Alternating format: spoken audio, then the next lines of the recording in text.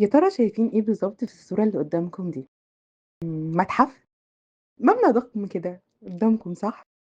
بس المتحف مش مجرد مبنى ضخم، ده رحلة متكاملة بتحكي قصة حضارتنا العريقة من عصور ما قبل التاريخ.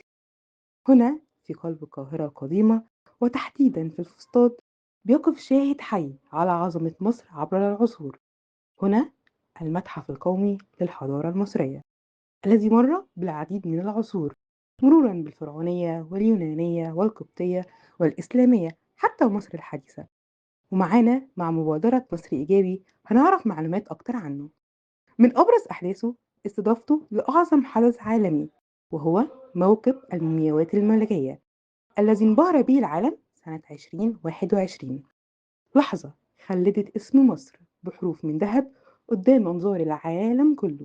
من مميزات متحف بيضم أكتر من 50,000 قطعة أثرية نادرة، وكمان وجود قاعات عرض عالمية وتصميم معماري مبهر. أحدث التقنيات الترميم ومجموعات أثرية فريدة بتعرض روح مصر على مر آلاف السنين.